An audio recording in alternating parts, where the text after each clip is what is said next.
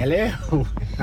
We rolling? We're rolling. We're rolling. We're rolling all right. We're in a major snowstorm up here at Copper Mountain. Yes, Beautiful. we are. Got all of our provisions for the weekend of staying by the fire. Hey, the message I want to share with you today, I was talking with another OTGer. You know, we've got a lot of folks, as you know, helping a lot of people build a residual income out. And, you know, I hear the same thing from a lot of different people, that they have, you know, this passion in life that they're trying to work on. You know, this gentleman had something he was very passionate about. You know, it was near and dear to his heart. You could tell the way he spoke about it. You know, I called it, it's very, romantic. You know, kind of the way, if you like focus on food and wine and that kind of thing, there's a romanticism to it. But he said, hey, I'm having fun, but I'm making no money. And I said to him, yeah, Karen and I are doing that with great health, abundant happiness, and outrageous love, right? Exactly. We love it. It's our passion. We're writing that book, and we've got the website, but it's not a source of income or any kind of revenue at this point. Well, it may never be. It's right. We're doing it to really help people out, you know, Exactly. Healthful living, you know, relationships, mindfulness, and all that right. stuff, as you know.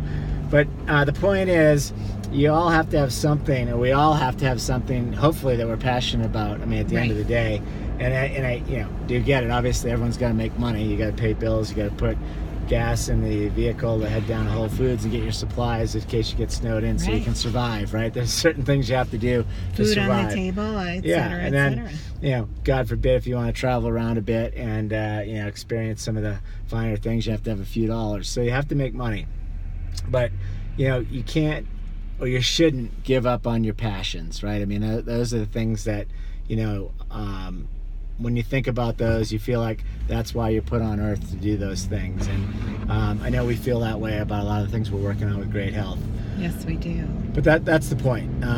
You know, you got to spend time in both places. I know, Karen, you for years have been trying to help people out with their healthful eating, and you know, you counseled a lot of people, whether it's kind of getting over some kind of sickness or illness, or you know, just trying to create a better, healthful lifestyle, you know, for the day in day out life. Right, absolutely. That and relationships. I mean, I think we've both been really involved in helping, you know, friends and acquaintances in the relationships, and that's a passion for both of us. I mean, we are such believers in the institution of marriage and healthy relationships, and we always want to share, and we always want to help anybody we can who's having any difficulties there or questions, etc.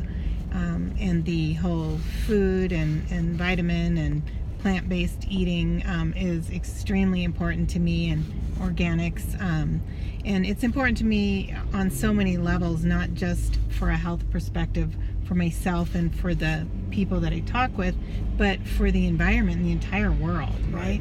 Right. So that's, you know, I feel like that's a big part of why I was put on earth, that and you know, to meet you. Well, I was going to say, I think you were put here to take care of me. That's what I was thinking. Well, I was definitely put here to meet you. You are my soulmate, and I'm so grateful for that. I have gratitude for that every single day of my life since the day I met you, and I will hopefully continue to have that for, you know, another 50 years, because we're gonna live like the blue zones and be. Well, yeah, I'm blue zoning it. That's my plan anyway. Exactly. Hey, turn this around so these guys can see this town. It's like this is such a precious town. So let's see.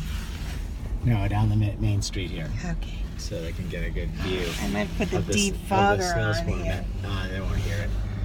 But anyway, so they can just see this town. This is downtown Frisco. Yeah. It's magical. And down that's here. Mount Royal, if you can see that right there. But this town is so magical.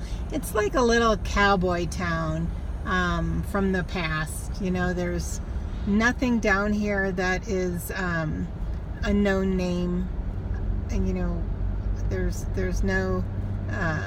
There's no name brands. is what no you're name saying. brands. All the coffee shops are local. We have local roasters, and There's no McDonald's, no Burger King, none of that stuff. right. Yeah. Exactly.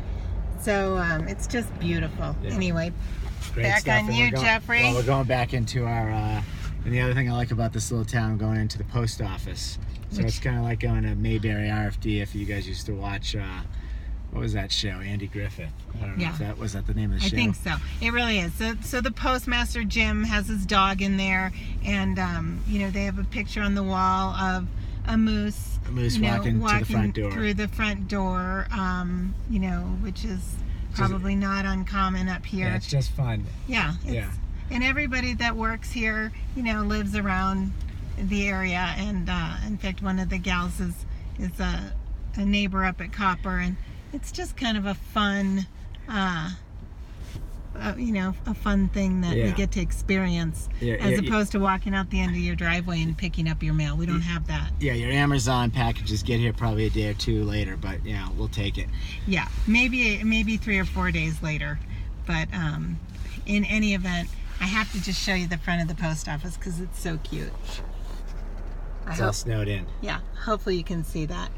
Anyway, thank you for joining us today, and wishing you great health, abundant happiness, and outrageous love from the post office in Frisco, Colorado. Talk to you guys later.